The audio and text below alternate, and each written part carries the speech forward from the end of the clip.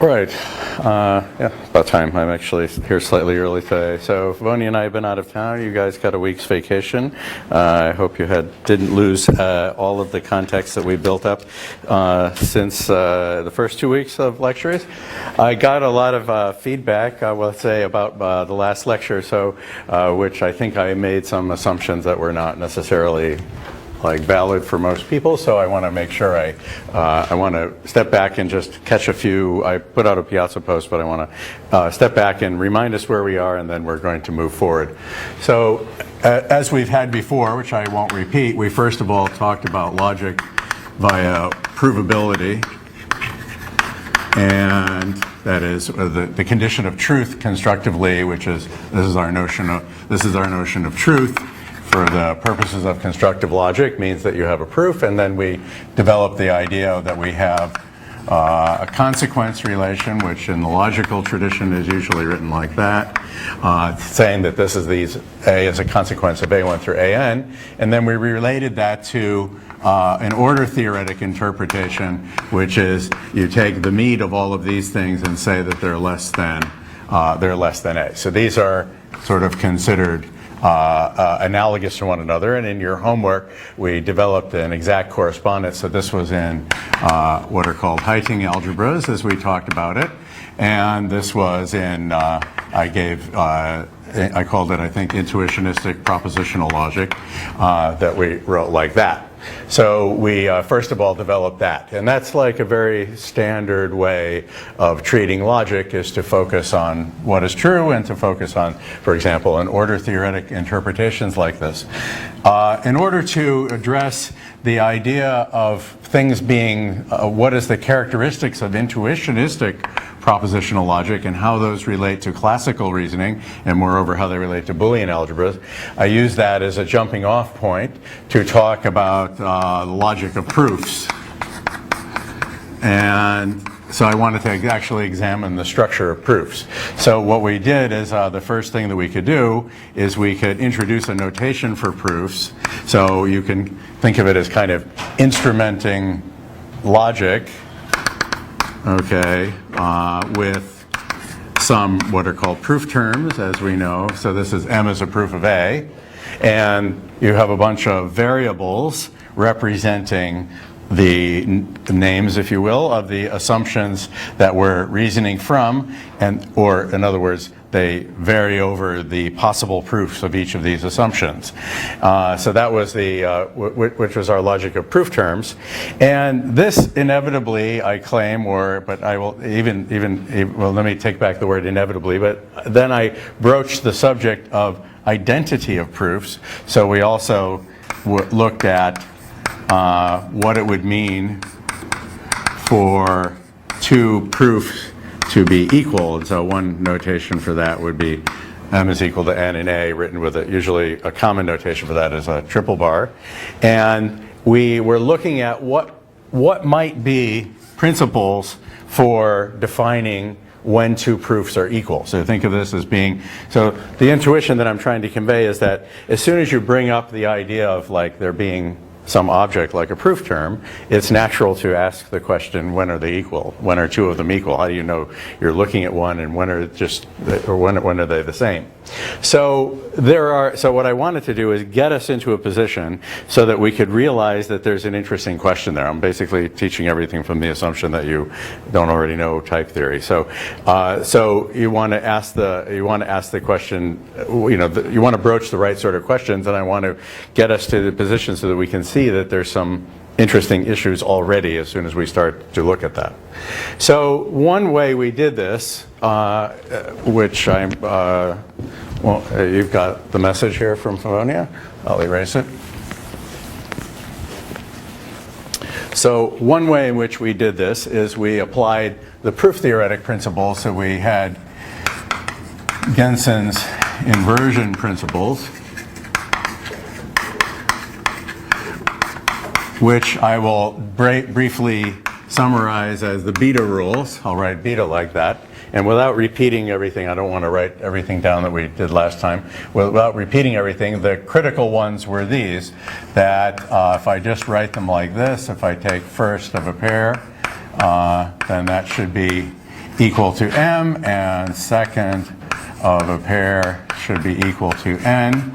And if you recall, the notation was, this is the introductory form for conjunction, this is the eliminatory form, and they cancel. So that was that. And then the other form of cancellation, another form of cancellation we had is the introductory form for implication is a lambda, and the eliminatory form is application. And so this is written like that. So we do substitution, and I left it as an aside that you should go look up the definition of substitution, so I don't spend a lot of time explaining those details. They're actually intricate and tricky if you don't know them, but I don't want to go into them here. So this is these are the beta principles. So this is for cross. Oops, sorry. Before I get that notation, this is for conjunction and this is for implication. And then for disjunction, we had, I don't remember the notation I used. It might have been case. So we had something like case of in left of m. It gets a little heavy to write out, but can't avoid that. And we write down, it would be m for xp. So we do a case analysis, and we do a case analysis on in right of m x dot p y dot q, and this would be m for yq. So this was the beta rule for disjunction, like that. Okay, so we had, these are called the beta principles. So as I was saying, is Gensen's idea was a kind of, you could look at this as a proof simplification, which it is, of course, at least for some notion of simplifying. So I've at least gotten rid of a redex here, that I've gotten rid of a scenario of an introduction followed immediately by elimination. But this is typically a, so to say, a physically larger term than this one. So you have to ask, what does it mean to simplify? But in a certain way, I'm simplifying, okay, these terms, and that can be made precise, but that's the idea. So he gave these rules for simplification, and we interpreted these as giving a dynamics of proof. You could look at it like that, meaning that proofs are programs. Okay, at this point, I have so little developed at the moment that it would be hard to see what interesting program you could write in such a little language. So I'm really asking you to, suspend disbelief, because other things will then, be accreted onto this basic framework, and then it will be more interesting. But anyway, whether it's an interesting programming language for the time being, let's just suspend that. But it's a notion of proofs being programs that I can run them. In fact, the natural thing is to think of these as oriented from left to right, and then I can kind of run them by this process of simplification. Or at any rate, it's a notion of computation by calculation, by just doing some formal manipulations. So that was one of Gensen's great ideas. And then so that was some principle of proof. And in fact, I give these a name. These are generally following Church, called beta rules.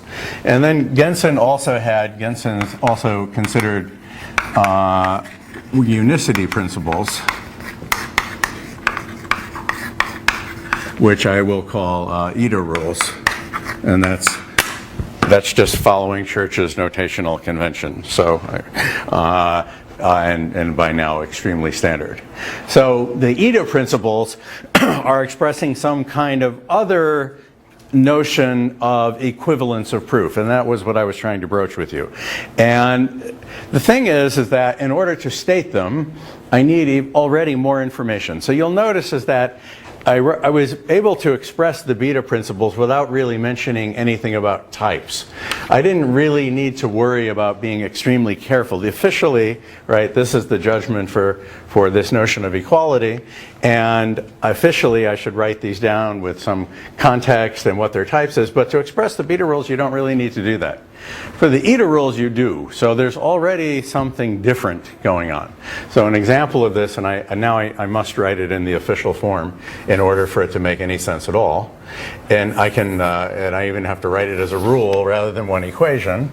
And the rule would be this. It says, if you have any proof of truth, it's tantamount to, for lack of a better way of formulating it, the trivial proof of truth. Okay, that it's equivalent to the notation we wrote is the null tuple, just the way of ticking off that the trivially true proposition is true. So that was our grammar for that. But notice that I need to state this. If I erase the surrounding context here and just wrote m equals null tuple, then the theory is inconsistent because everything is equal to everything else, right? Going via this guy, because given m and n, m is this and n is this, and therefore m is n, because we're talking about an equivalence relation.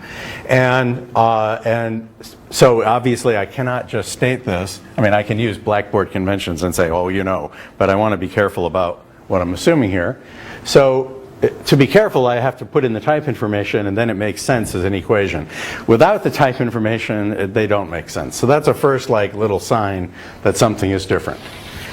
And there was a similar thing which was written in the traditional formulation. It's written like this. We talked about it, first of m. If I take the pair first m, second m, or in fact, let me even write this. It'll be a little, just for the sake of the symmetry, let me write it out just to throw it into your eye. If you give me any term, any proof of a conjunction, then that proof can be put into standard form, where standard form means it's a pair. And the way you do that is kind of in the trivial way. You say it's first of m, and you say second of m. Okay, is A and B. And in fact, if you think about it for a moment, you can really see then this is the degenerate form of that, because if truth is the zero-ary conjunction, then this is the null tuple as opposed to the binary tuple. So in a way, those are expressing the same idea. Okay, so this is the notion of conjunction.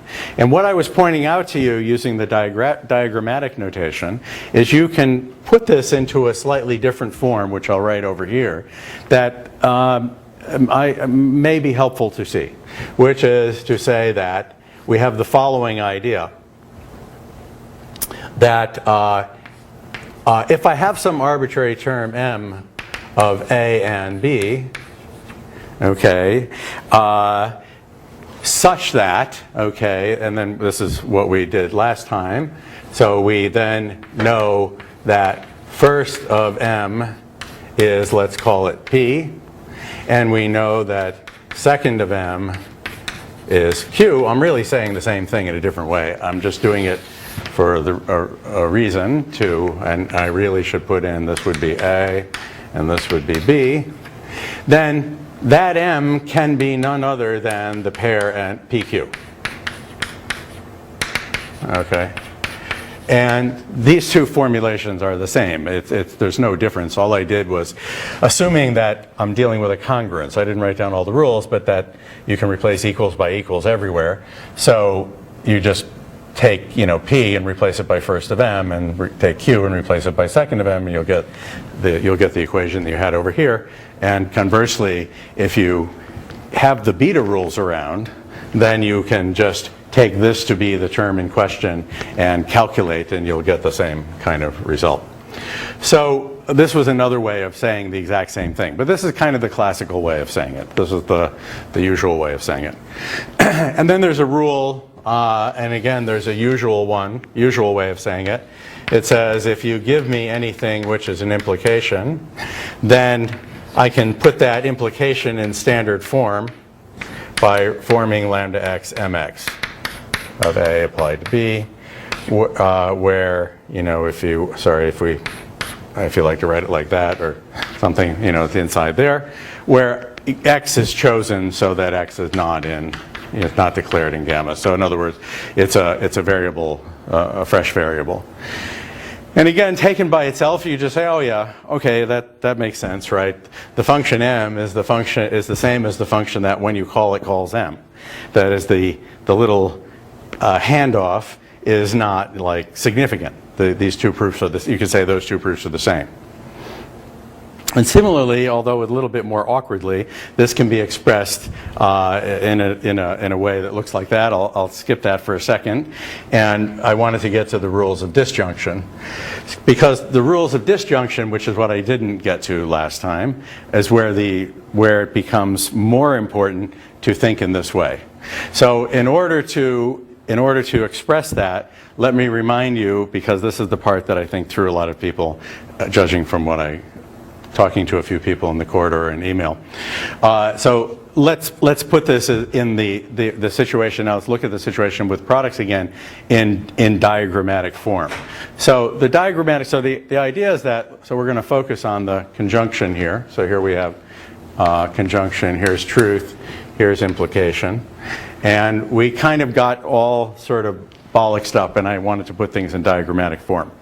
In order to do that, I want to mention that there's another notation that one uses, which is similar to the analogy that I have here. So the analogy here, this thing is analogous to, by a very similar pattern of reasoning, to the notion of a map in a category, which I can write like this, which we then write A1 cross, or AN, or in fact I could also write it and, but I'm going to develop the typical notation is cross and arrow written like that, A. And the analogous thing is that, so I have an arrow in what is called, so this is in what is called eventually it will be called a bi-CCC.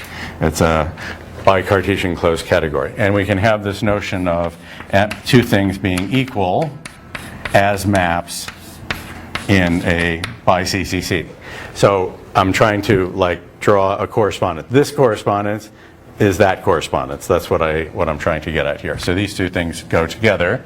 And I haven't formally said what is a bi-CCC, and I haven't formally said what I mean by that.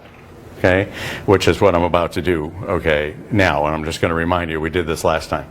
So this part of things, people found confusing because they weren't familiar with it. So this is what I want to mention very carefully.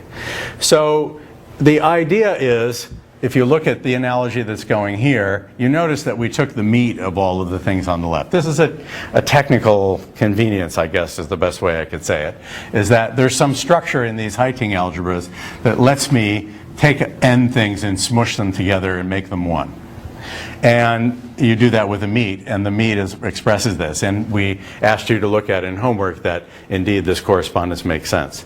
So there's a similar thing here, is that I'm smushing everything together. I have n assumptions, and I'm really turning this into one assumption. So you can kind of say that the first thing is basically the same as, you could think of it as an intermediate step in which I have one variable that has a conjunction as its type, and then oops, I'm sorry if I'm going to use the proof term notation, then it would be M is A. So that would be what would be corresponding here. And there's a little move here, which is that you keep everything in conjoined form.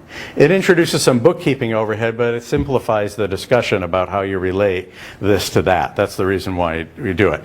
And I got a little discombobulated because the problem is there's an order of presentation. In order to explain this story, I first have to tell you what cross is. And in order to tell you that story, I wanted to at least use the ideas of logic. So there was conjunction and product. It's a little awkward to explain that. So that's what's happening here. So modulo notation, if you want, you're perfectly free to write this as a conjunction if it helps to remind you that that's what we want. It's not the conventional notation, but there's no reason why you can't do that. So you could write it in that way. Okay, so that's not a hat. That meant you can do this either or. You could write these either way, whichever seems nicer to you. Okay, in order to guide the analogies. So from the point of view of proof term, you can always say there's only one lemma in the world. It's just a big conjunction. That's all it's saying. That's all we're saying. It's trivial. It has to do with just the technicalities of developing everything. Okay, so that's the analogy I wanted to develop. So this formulation of the rule then can be expressed now diagrammatically once I have this notation that I had over here in the following way. Well, It's traditional to write it as cross, so I'll write it as cross, okay? Which says that when you're speaking like in category notation, you write it with a cross. That's just the way it is. And what you're saying is, well, a cross is a structure. Like what are we talking about, this particular object A cross B? Well, what we're really interested in is not so much that thing in itself, but it comes equipped with some structure, so those are called first and second. So that's like the basic, I'm developing the apparatus of the thing. And the idea is that if you take, I'm tempted to write that as gamma, but I'll write it as C, which is the usual way. If you then take any m you want here, so think of this as your gamma. So this is, it's convenient to think of this as a bunch of assumptions that you're working from, but they're grouped up. So they're collected up. So m is a term of type A in gamma, and n is a term of type B in gamma. That's what this is being said. Okay, then you can form, that's this exists thing, the pair mn, which is a term of type A cross B in gamma. That's all we're saying. So this is just already, before I even say anything about equations, I'm just specifying the intro and elim rules. I'm saying, well, the product is characterized by its elimination rules. This is what makes it a negative connective. So remember, I called it a negative connective. So you say, well, you first of all say a product consists of a span, first and second, and it's a final span. So the idea is that if I have any other span, that is pair of terms from C to A and C to B respectively, then I can pair them up and get an element of that thing A cross B. So before I say anything about commuting diagrams, I'm just saying what the syntax is. So this is one way in which people like to write down the syntax of type theory or proof theory, is in this kind of notation. And I didn't anticipate that it was alien to some people. So that's why I'm going slowly here about this. Now, the beta-like rules, I'll just write beta here, and I'll write beta here, are expressed by the fact that you're saying that this path is the same as this path. In other words, if I form the pair mn and then take its second projection, it's the same as just n. That's well, I happen to do second projection first. So that's the second beta rule over there. And the first one is if I form the pair and take its first projection, that's the same as the first thing. And that's the first of the beta rules that is over here. Okay, so that's the first thing. So these cells or whatever that we're writing here, whatever we call them, these little pieces of the diagram here, I'll mark as beta. And then there's another piece of the diagram which is implicit, that's usually written by putting something like an exclamation point there. That's like the common notation. And it just means that not only does there exist such a thing, pair mn, but it's unique amongst such things. So this is what we talked about last time, and that's where this rule comes in. So I didn't quite leave myself enough room, so let's focus in on that. So what does it mean to prove that it's a unique such thing? Well, I could edit the diagram in place, but let me do it over on the side. So let us suppose, so here I had P, Q, which don't line up with my M and N. So how about if my notational convention, all right, let me do them like this. Okay, so the idea is that what we have here is this thing is, so we have M, all right? And we know we have the pair PQ, because that's given by here, all right, which is in A cross B, which has the characteristic. What is the characteristic of this? Well, this guy has first, this guy has second, so that's A, that's B, and we have, these are called P, and these are called Q. So in other words, so now let's look at this scenario, like we're focusing in. In order to explain the uniqueness, what I do is I put in a balloon here, you might say. So I have a scenario where there are two things that satisfy the requirement, the beta requirements. So the two things are this pair PQ, and we know that pair PQ followed by first is Q, and pair PQ followed, oh sorry, I said first, but I meant second. And if I do pair PQ followed by first, that's P. Okay, we have that. And now suppose M is a fake pair, okay, so to speak. That is, M has the characteristic that if I do M followed by first, I get P, and I get M followed by second, I get Q. then the claim is that these are equal. And I'll write this cell, I'll mark it eta, meaning that this is equal to that. And that is what is being said here. So that's the heat expansion. So there are kind of 3 steps. This looks like a wordy way of saying that, which it kind of is. Okay? But this formulation of it looks more close to the notation that's used when people draw pictures. Okay? Because it says explicitly, suppose I have another M that satisfies the beta condition, then it can only be the same as PQ, at least up to this equivalence relation we're describing. So that was the thing that I was saying last time. And so, and I found that was, people weren't so familiar, so I wanted to emphasize that. So that's what I meant. So what this is beginning to tell you, so in a whole nother tradition, this is called a product diagram. That's why this is called a product diagram. That's just, in an algebraic tradition that has some bearing on what we're doing. There's such a notion as a product, and the product has this kind of characterization. And the thing I want you to observe is that characterization is similar to the characterization we gave to conjunction in a HoTT algebra. It's just that in the HoTT algebra, it's all very degenerate. In the HoTT algebra, the arrow in a Hasse diagram means less than or equal to. And there's no reason why. You just say, if I have A and B, it's less than or equal to A. We don't give that fact a name. We just say it is. Says A and B is less than or equal to B. We just give that fact a name. So let's move this over here. Then we say if C is less than A and C is less than B, then C is less than A and B. And this is in a HoTT algebra. And that's the universal condition in a HoTT algebra. It's the same thing. It's just that if you are looking at the judgment A is less than or equal to B, one has the point of view that there's no reason why. It just, maybe it is. I don't want to say either it is or it isn't, because I don't want to, in a constructive sense, that isn't true.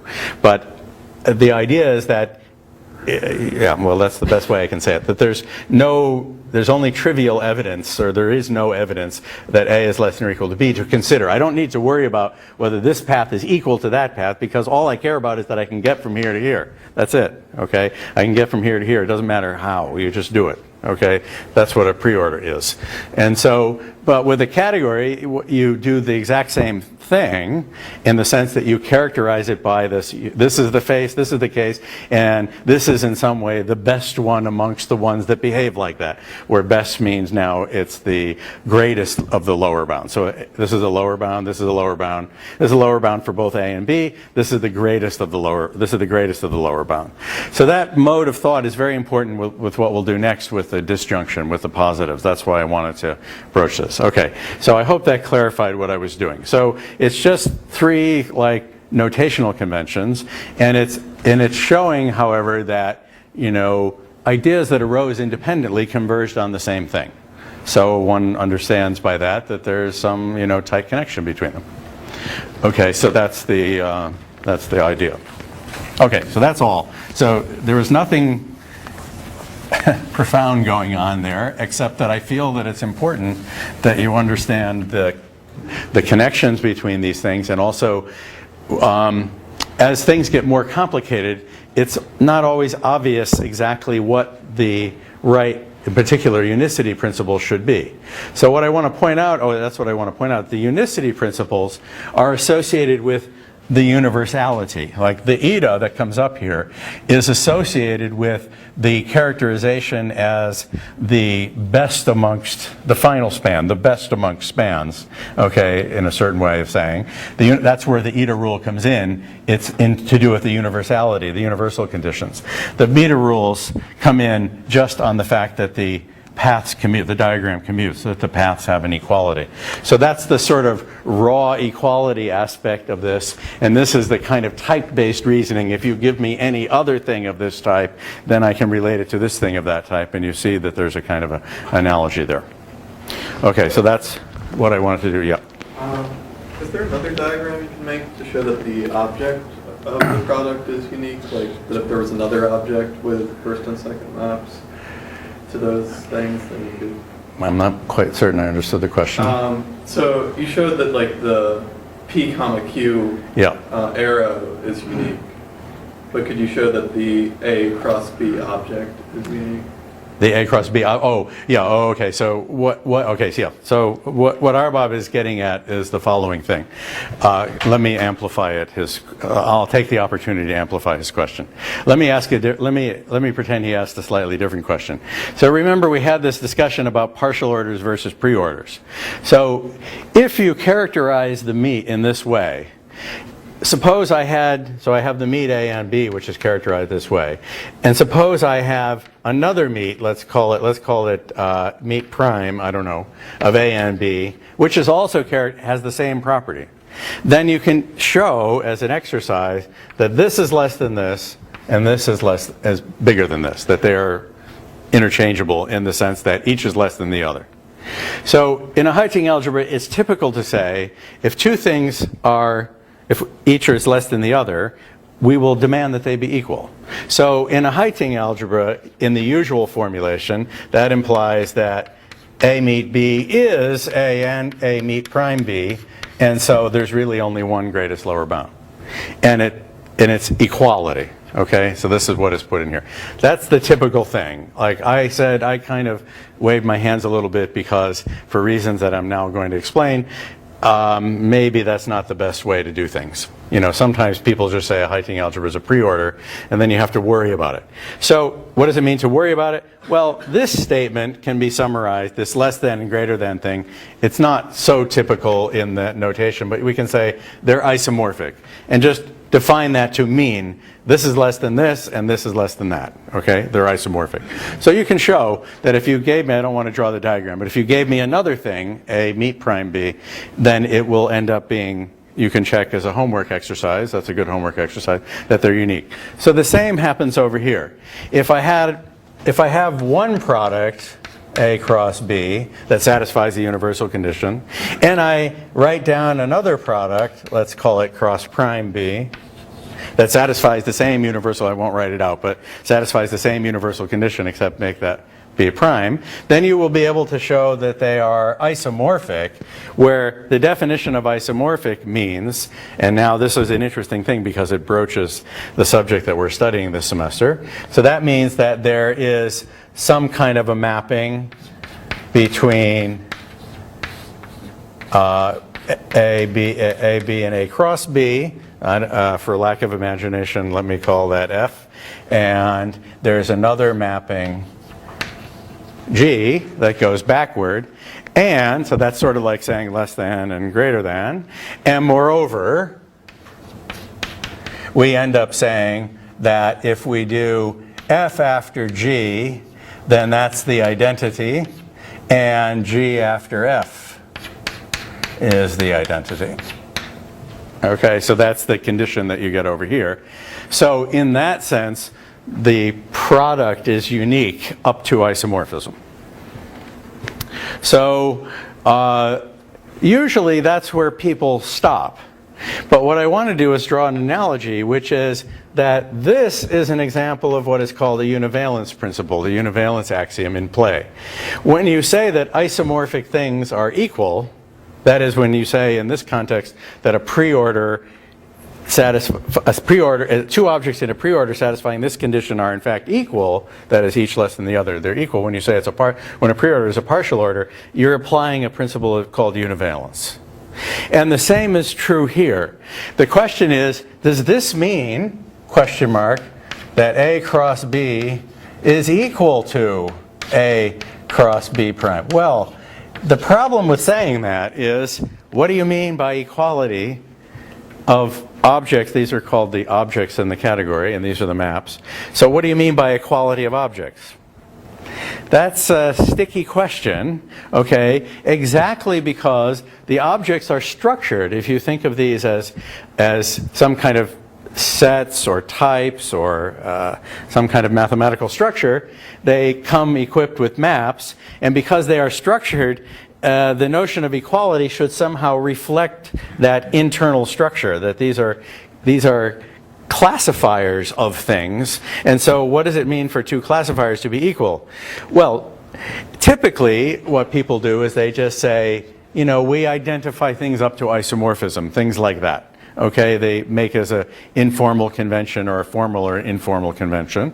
But in the presence of univalence, as we will see a little bit later, we'll be able to have a development of category theory inside of type theory in such a way that, analogous to the notion of a partial order, we are able to say that these are equal. And the importance of saying that they're equal is that equality has a special status in the world, which is that equality is that which everything else respects. There's no requirement that anything I write down respect isomorphism. Isomorphism is, so to say, my notion. When I'm using category theory, I say, well, when I have two maps like that, I'll call them isomorphic. But absent some other suppositions, there's no reason to think that things respect that. But if you say those things are equal, then you have no choice. Anything that you do with an A cross B must also be doable with an A prime cross B, exactly, A cross prime B is what I meant, exactly because they're equal. So there's a difference between, like a conceptual difference between stipulating that they be equal from observing that they're isomorphic. And the univalence axiom, again, will put these two on the same footing. Okay? So in the last lecture, I stumbled over this because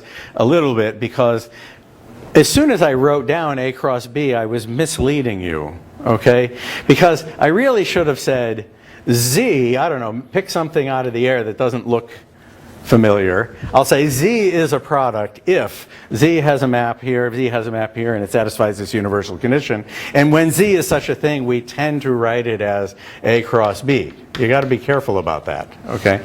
But when I did that, what I was doing is, it's sort of implying by this notation that I'm computing the Z as a function of A and B.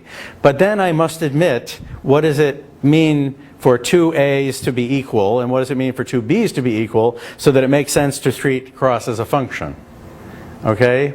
And so the standard notation is, unless, you know, people get used to it and are, you know, don't make mistakes, but it is a little deceptive, right?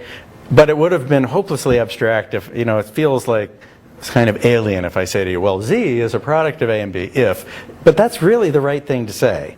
And then you say, and I usually write, for a particular choice of Z, I will write it A cross B.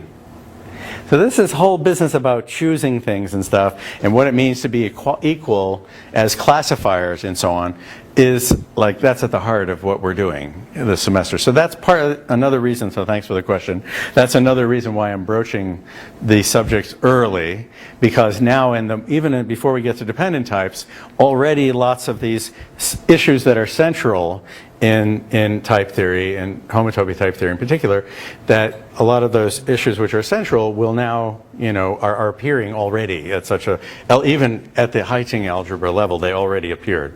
Okay, but people usually don't make a big deal about them because in isolation maybe they're not a big deal. But when seen as part of a larger thing, they kind of are a big deal. So, so that's why I'm drawing out that structure now in ways that previously you might find people wouldn't dwell on. Okay, so that's my reason for doing this. Okay, so now the next thing. So the next thing is... I have a quick question about equivalence. Oh, question, yeah, sorry. So it seems like the beta rules want our equivalence to be coarse, right? We want things to be equal that may be syntactically different. Yes. And the beta principles want them to be fine because we want things that are equivalent to have certain properties. Yeah, that's right. So are we defining equivalence as the finest thing that satisfies beta, and we'll show that it satisfies the beta rules? Or? Yeah, okay, so now the inside game of my whole discussion, which you're exposing, is this. What is the definition of this notion of equivalence? Okay, so what I'm trying to do first of all is propose some things that are understood, and then I want to put them in a larger setting so that I can properly answer your question. So it's entirely intentional to get you to irritate you to think about these things, because that's what I'm trying to do. Okay, so what I'm going to end up saying, just to foreshadow it kind of in anticipation of your question, I'm not going to be able to prove this to you, but I feel that there is something somewhat different about the nature of this equality than the nature of these equalities, that the beta equalities are of a somewhat different character than the eta equalities. And this will be more apparent when we deal with sums. So let's deal with the disjunction. So when we look at the rules for the beta rules for disjunction are okay. But if I now ask you, so we're in the eta column now, because the beta is like presents no issues. It's the eta that presents the issues. So when we're in the eta column, I've written down some rules for truth and conjunction and implication. So now I want to resume over here. I'm in the eta column and I'm looking at disjunction. Let's do that first, okay? So I want to say something about disjunction that expresses some kind of unicity principle. So you can feel my way of saying it is awkward. It's intentional, because if all you had in your hand was proof theory, there's not so obvious what it is you're supposed to say, okay? So you start casting around for ideas. So the unicity principle sort of is trying to express the idea that every proof of a certain sort, that a certain type or a certain proposition, can be put into some kind of standard form. But if you tried to write down, like, let me try to do this with you as if you never heard of any of this before, and we'll just try to invent it from scratch, right? Because it'll be awkward. So the first thing you might do, you're just casting around for ideas. So you're sitting in your office and you say, okay, suppose I have a proof of A or B. Let's not worry right now about the variables.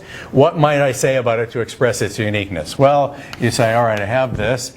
So I might like to say that M is in left of P, and now you're worried because the format is not really the same as what I said before. M is in right of Q. Okay? But it's a little bit of a worrisome because, inference rules are not like some random thing you write down with a horizontal line. So this is like problematic, right? How am I supposed to express this? Clearly, I cannot write two rules, like one rule with this and one rule with that. That makes no sense whatsoever, because obviously this needn't be an in left. It could have been an in right. And it needn't be an in right because it could have been an in left. So I'm kind of screwed here, right? And I don't know what to do. Okay, so let's imagine we were Gensen a long time ago, and it's the first time we ever thought of this. That's what I'm trying to do with you. Okay, so I don't know what to do. So that's like a non-starter. I get in trouble. But now you think to yourself, well, there is a kind of a way here, and let me do it in the backward order. So let me have a point of inspiration that might appeal to you. I have no reason to believe that Gensen thought of this, but I'll just do it.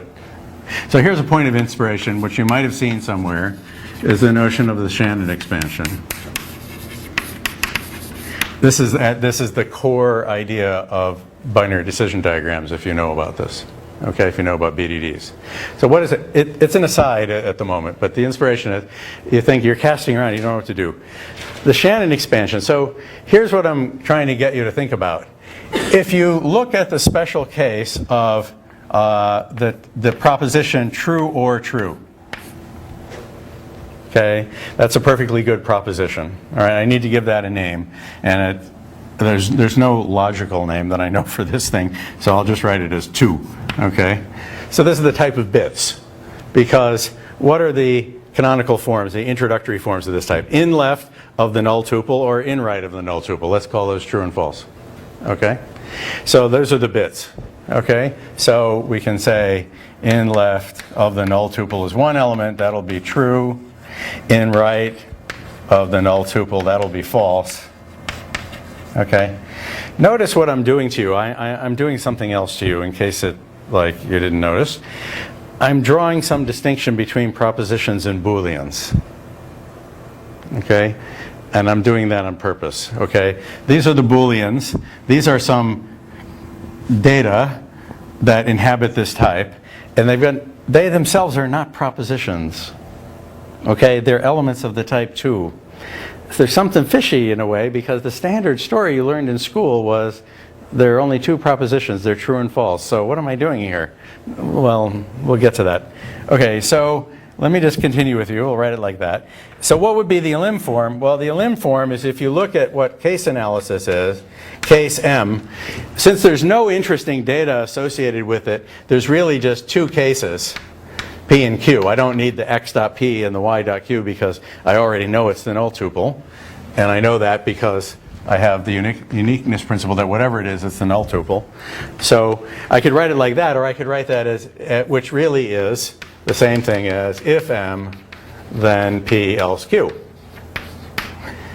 And that is called a BDD, a binary decision diagram, because I'm making a decision on a binary data, M, and then transforming that into one of two things. Well, it's a BDD in the special case that this is also of type 2. That's why they're called binary decision diagrams, because everything is a decision diagram. So now what is the Shannon expansion? The Shannon expansion is the following thing. It says, if I have a term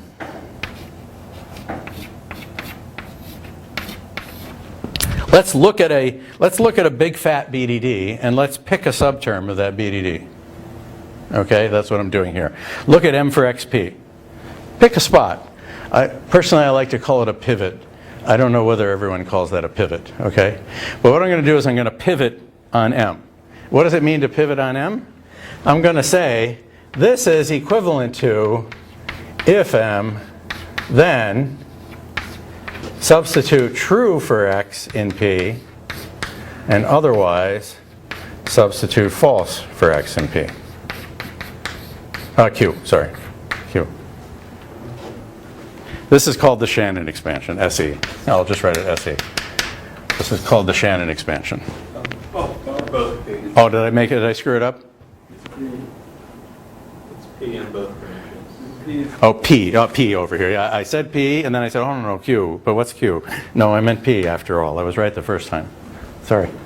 Okay, sorry. Okay, so that's called the Shannon expansion. Okay, so just for the sake of recording it, we put a big question mark there. That doesn't make much sense. Okay, you don't get to write whatever random stuff you want above and below the line. Okay, so now, that's called the Shannon expansion.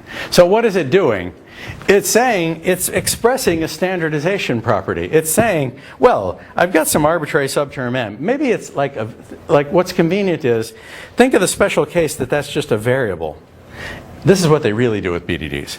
So that's a special case of this is, if I have a variable, let's write it P, and I have to somehow emphasize that I'm picking X. So there's an X in there, so I have to write like that.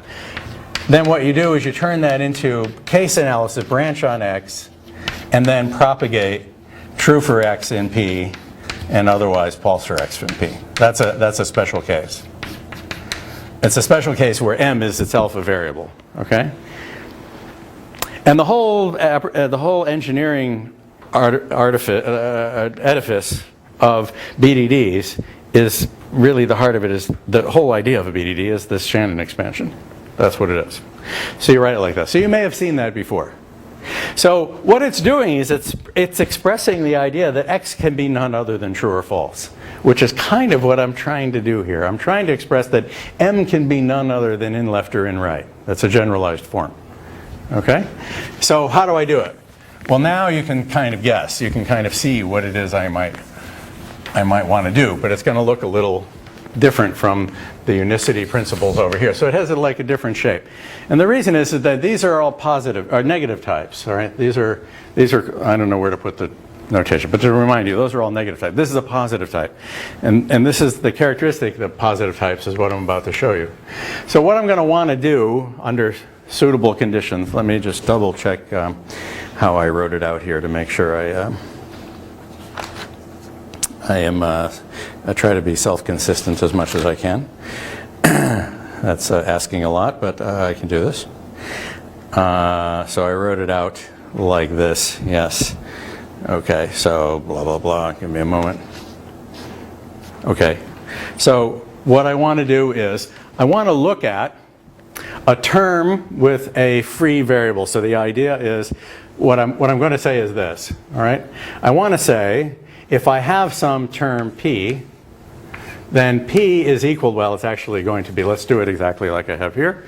So if I want to look at M for XP, there are different forms of doing this, but M for XP is the same as you case analyze on M, and you have, in the in left case, what do? You plug in left of whatever it is, X. Oh, let's not call it X because that'll look a little confusing. So let's call this Y for X, because I called that X, or else if you want to be consistent in a different way, let me write that Z. So then we'll go back to what I did before. Sorry, excuse me for that. So this, I was calling that X before, so let's try to be consistent. In left of X for Z, and Y in right of Y for Z. Sorry, in P, excuse me, in P over here, under suitable assumptions. And what are the suitable assumptions? I have a proof of a disjunction,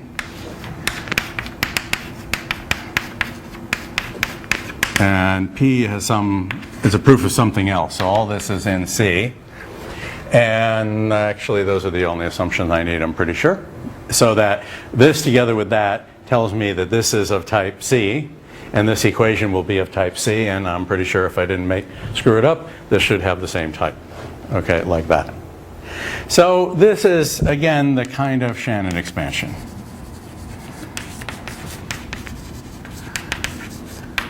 Okay, the Shannon, this is maybe we could call this the generalized Shannon expansion if you want, because Shannon's expansion worked for bits. It only worked for the proposition true or true.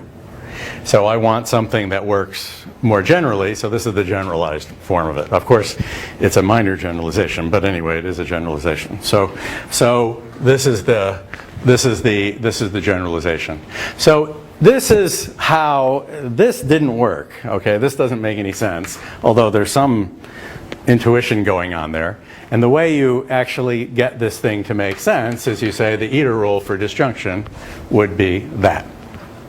Okay, so that's one way to write this. Yes? Bob, you might want to put gamma in below. And then there should be some gamma around, yeah. Okay, so this should be in gamma because I was trying to I was trying to synthesize the rule. Okay, so that's in gamma.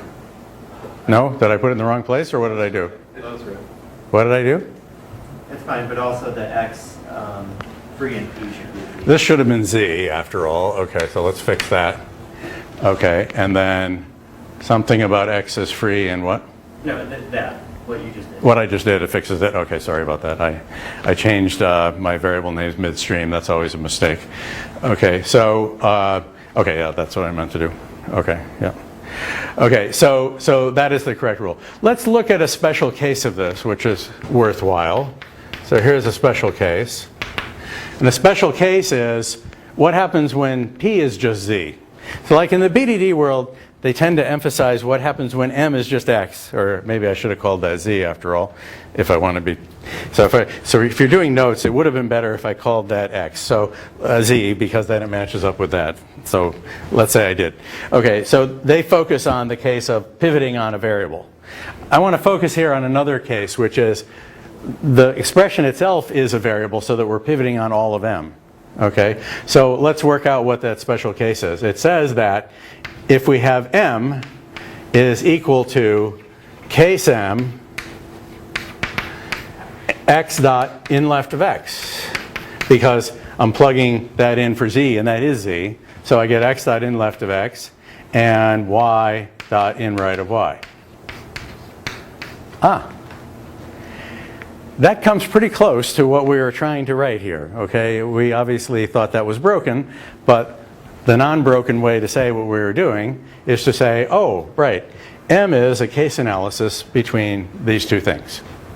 You see what I'm doing? See, what I'm doing is I'm taking the thing apart and then putting it back together out of its exact own constituents.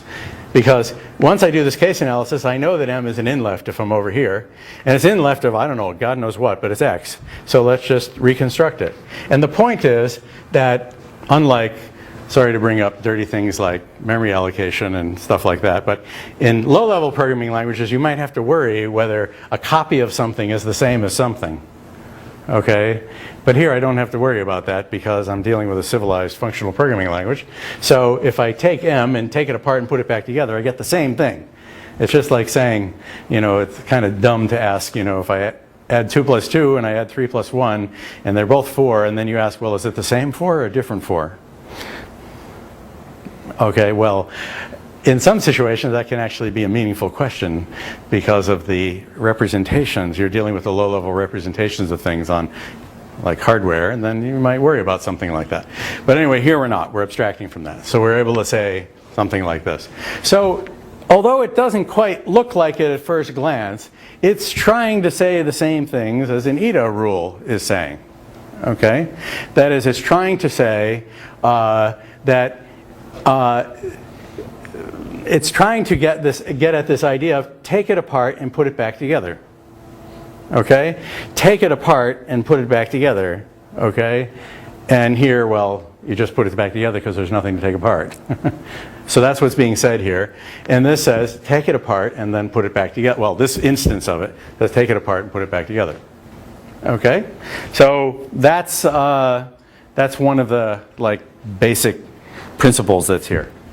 Okay, so now you might reasonably ask, if you had no other experience, and you would, even if you did, you might reasonably ask, is that the only rule I need or what?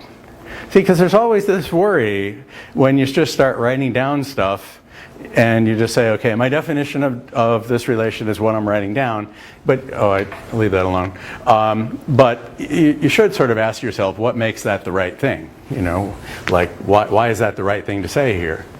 Well, maybe there's no really definitive answer to that question of what is the right thing to say here, but we can at least provide some insight by saying, oh, these other guys who I never thought I would talk to in a million years have come up with the exact same notion in a different notation that says the exact same thing I just said. So anyway, we're in the same boat.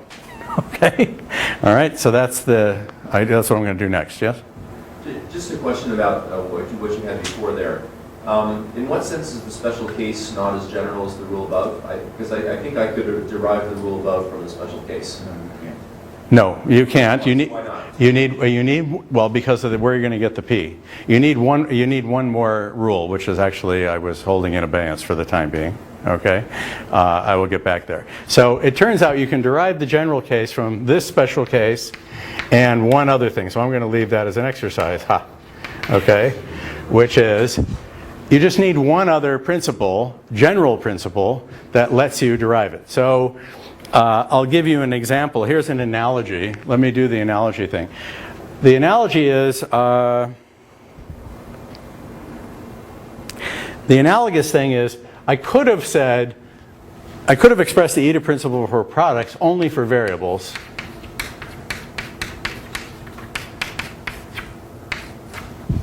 But it wouldn't have been enough to derive the general case until I tell you what substitution does on a pair. Because then I would get that m for xx, which is m obviously, is, by this equation, m for x, I'm always using x. No, x is the right thing, yeah. m for x in the pair first second. So to derive the rule that I actually wrote that has now been erased, I would need one additional step, which is to know that this is actually first of m, second of m. And what that's telling us is we know how the substitution interacts with this pair. What is the definition of composition? Is what is going on here. If you think of this as sort of function composition, okay, then I'm doing a kind of function composition. This is the thing with an x in it has a free variable. It has a domain, which is x, is ranging over the domain, and then I'm plugging in m for x. So I'm composing this map with this map, and you need to know how do they interact. So this equation, knowing how they interact, together with this axiom, you can derive the general rule that I gave. Well, there's a dual thing going on here. Okay? And you should figure out what that is based on that hint. Okay? All right. So yes, you can do that. So it's not enough to do just that one thing. Okay, so I was going to now write out in diagrammatic notation. Let me erase what I wrote here. To do the thing in the other case, you'd need like a slightly different. Say it again, please. Wouldn't you need a different type of substitution? Well, there's another, yes, I mean, yes, but how much of a hint do I want to give? I mean, that I can just give the answer. Okay. But something has to be figured out that is the dual of what I just said. So I thought that was maybe enough of a hint. Okay. And if it isn't, I'll help you. But anyway, let me not just do it. Okay. So let's write this now in diagrammatic notation. Because I was saying before, what makes these equations canonical? Well, the fact that these other guys think they're canonical. That's basically all I can answer for you, right?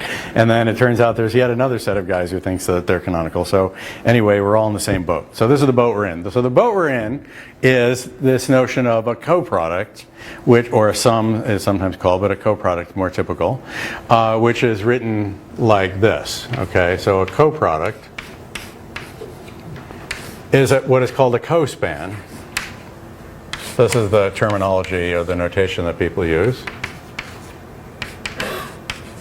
So again, that same issue about the misleadingness of writing plus A plus B and A plus prime B and stuff. If I really wanted to be like turn the screws and be absolutely rigorous, I would say Z is a coproduct if it has these two maps, but I'll write it like this. That's more common to do this. So the coproduct, a coproduct, is given by two maps. It's called a cospan, because if this is called a span, this goes the other direction. This goes out, right? These ones go in, so it's called a cospan. So you give me a cospan, and it's an initial cospan. That is, it's the best one amongst things that do the following thing. If you give me, I guess I was calling this P and Q. If you give me P and you give me Q, which goes to C here, so you notice that things are kind of dualized, okay? Then there is a map, and then it's more usual to, I'll use curly braces, to write this as curly braces PQ, which is going to be stipulated to be unique. So you can think of that curly braces PQ, that's sort of analogous to case, well, you have to have you're going to have a variable, case some argument, so case blank, it's really kind of like analogous to x.p, y.q. So I'll just say analogous to, okay, that's what I mean. Okay, because the x in this, yeah, that's the idea. The x in, so P has a free variable of type A and computes a C. Q has a free variable of type B and computes a C. So that's what's going on here. So this map here represents that scenario. And the case analysis with a blank here has a free variable of type A plus B that computes a C. So that's what you're supposed to think of. This is the usual. A lot of times people write square brackets here, but I've been using square brackets so much for other things that it would be better if I don't do that. But more commonly, you'll see square brackets for that. Okay. All right, so I'll write it as curly brackets. Okay, so we have curly brackets PQ. Sometimes that's called a co-pair, just because, I don't know, it's cute or something. If this is a span and that's a cospan and this is a pair, then that's a co-pair. Okay, so that's the cute way. So what does it mean for the diagram to commute? Well, the beta rules are here. So those are the beta rules. If I case analyze on an in left of something, then I get back the in left of something, I get back P with the dependency on the something. Because you see, I'm doing in left of x is some variable A, and feeding it to the case analysis, and I'm saying if I do that, then I will do what P does with the same thing that got fed into the in left. Okay? So that's a way of thinking about it. Okay? I hope that's reasonably clear. So what we're saying is, here if you write it out, it's sort of saying, you could write it in this, it's saying case of in left of blank, x dot p, y dot q. One of the beta rules is that one of the beta rules, which I've since erased, is that this is blank for x, p. Okay, when I wrote it before, I wrote M and I wrote M for XP, but here I'm trying to like leave it as a whole, which comes in from the domain of the map. So that's the way of saying it. So that's this side, and the right side says a similar thing, right? If we have this, then this is blank for XQ. Okay, so that's the other beta cell that is going on there. Okay, so we have that. All right, so that's the first thing. Now the second thing, which will lead to another formulation, so we'll see this. So now let's blow this up. I'm going to do this one in place. Okay, so now let's blow up that exclamation point. The exclamation point says, well, we already know by the definition of a coproduct that we've got a copair, PQ, and we're going to claim it's unique. So if you give me any other M here, okay, that has the same behavior. If I feed in left to M, it's the same as P, and if I feed in right to M, it's the same as Q, all right, then M is the case PQ, and that's the eta, which goes right there.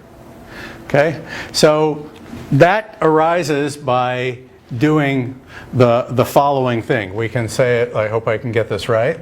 So this says, if for X in A, in left of X for Z in P is, oh, my P's and Q's and stuff are all messed up. Oh, I did that again. Oh well. What I called P and Q should have been M and N and P. So how about if I do that? Okay. Is that what I want to say here? I better not. No. I got this right. What is it that I want to say? I'm messing up my notation. What I want to do is I want to express the idea that if in left of something in M, M is doing a kind of case analysis. So in other words, so that's P over here. So I'm saying that if I do in left, I better write the rule. I better write the rule out from scratch rather than edit that rule, because if I edit that rule, I'm going to confuse everyone. Okay, so I don't want to do that. So what is this thing saying? So this is saying I have M, which has a free variable of. This is where I have a notational mismatch. So M has a free variable of type A plus B, okay, and it computes a C. That's what is being said here, okay? That's the first thing that is being said. And we know that if you give me X in A, that's what's going on here, that in left, let me not call it X. How about if I, yeah, oh geez. All right, so there's another issue about the variables. So let's call it Z. Pardon me for my variable names. Okay. If I do in left of X for Z in M, okay, and if that behaves like P in C, you see, because P goes from A to C, right? So it goes from A to C, right? So that's what P is. And if M, when given in left, behaves like P, and moreover, this should be B,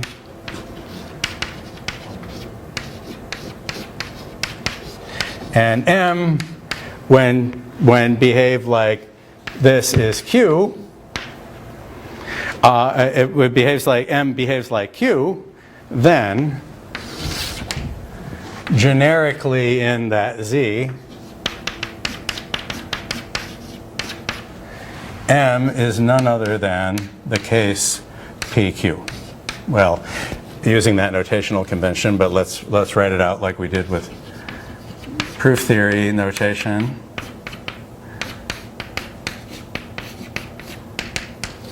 Okay, Favonia will check me, but I think case Z,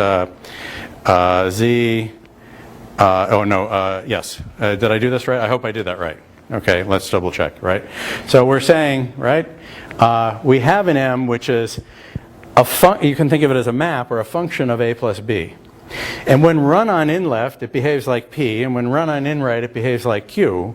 Well, then it's none other than the case analysis, okay, that pivots on Z, that argument Z, and behaves like P and behaves like Q accordingly.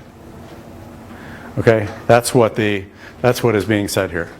Is this boring, Joe, or what? No, you're okay. Okay, so am I going too slowly today? Last time I went too fast. Okay? All right. So if we have the m like this, so then this equation, what I want to say, is the same as essentially expressing the same thing as that one. Okay? So that's the notion of a coproduct. So that's where these rules come from. But now here's the thing that I want to suggest, that I want to throw into your eye here. What is going on is, think about what I'm doing here. This is really an induction principle. That's the thing that I want you to see. And it's a characteristic of a coproduct or of a positive type in this way. That what happens is I say, I can characterize the behavior of M generically in Z by breaking it down and doing a case analysis on what happens on in left and what happens on in right. And if I can do that, then I know it must be this case. So it's a kind of proof by induction.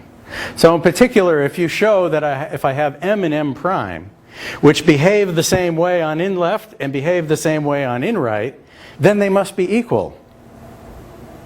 Because they're both equal to a case. And they're both equal to a case, then with transitivity and symmetry, they're equal to each other. So it's an induction principle. What's happening is you're saying it's a proof by induction that is going on here. It's a degenerate induction because a case analysis is a degenerate induction. Whenever you have a finite type, the induction principle for a finite type is do all the cases. And so that's what I'm doing here. I'm doing all of the cases. So now I want to get to, how am I doing? Okay. Now I want to get to like this point about the distinction between the beta and the eta rules. So the idea that is particularly obvious in the negative case is that this idea that the beta rules seem to be kind of analytic judgments, which means which is self-evident. You can just look at them as equations and they're justified because you have a lambda applied and you plug it in. That's all there is to it. Whereas the eta-like rules seem to be more of the character of synthetic judgments, which require evidence or require proof.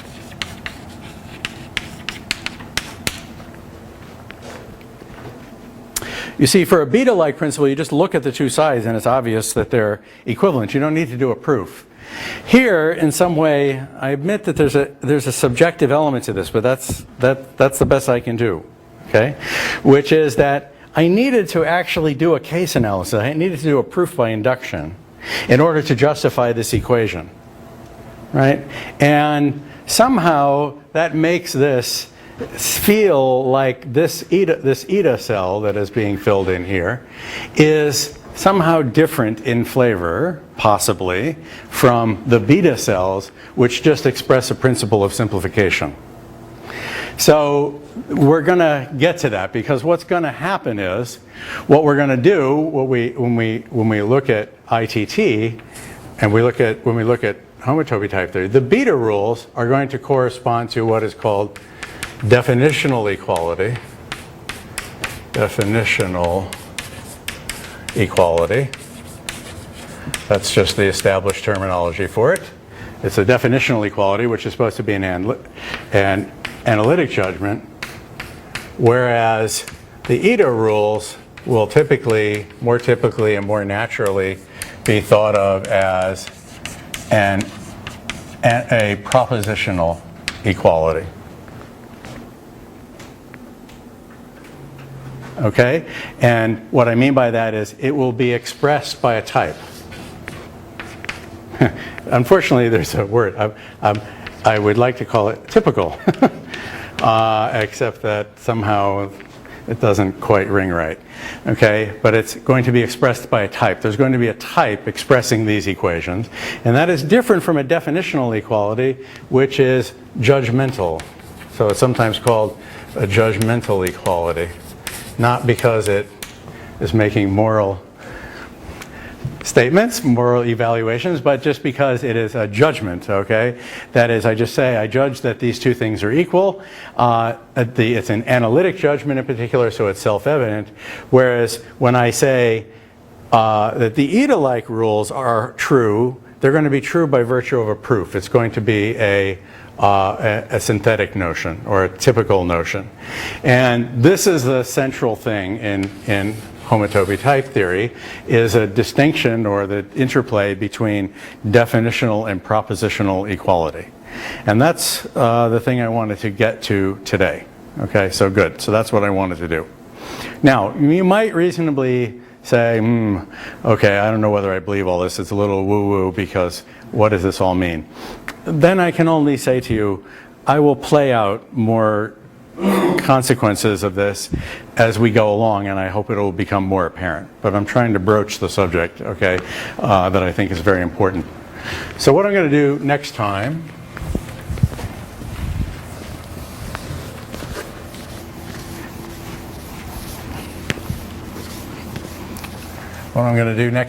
is, so next I'm going to look at a system called Gödel's T, which can be thought of as, at least my version of it will be, this intuitionistic propositional logic plus some data. And I'll have what is called a natural numbers object. That's the terminology that is used here with the natural numbers object. And so what we're going to do is we're going to now be developing this propositions as types analogy. So we have propositions, and if you look at the type, the characterization categorically, that's a final object.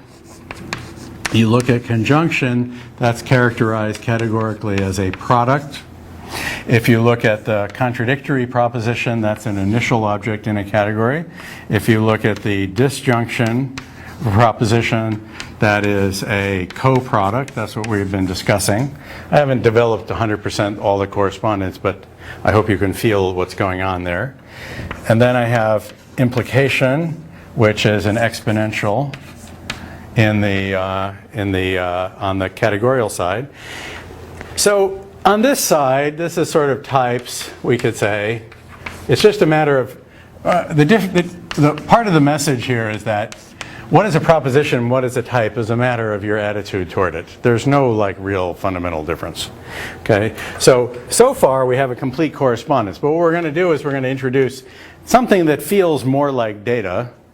Okay, and over here eventually we're going to introduce something that feels more like a proposition. This is this propositional equality, and doesn't feel so much more like data until you realize that if you think of it as data, it corresponds to the idea of paths in a space. Let me write Blackboard bold for that end so they don't look confusing.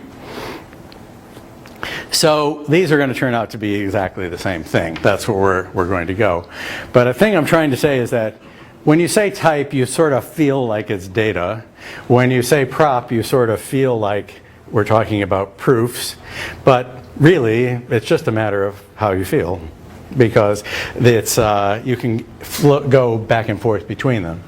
So the justification for the props as types principle is that an independent theory of data corresponds to an independently given theory of equivalence of proofs. So we kind of feel that therefore it's legitimate to say those are the same. They're not just like, oh, a cute thing, they happen to look similar. You could maybe argue from this point of view that they really are the same. But then as soon as you start populating this a little bit further, you start wondering, well, what goes in which column? And I'm just trying to say here in closing that, well, there's only one column really. It's just like how you cock your head. And so we won't really worry about which things fit in which column, because there is no column for them to fit in. Props and types are the same thing, and we'll just we'll tend to have a different psychological attitude towards some than others.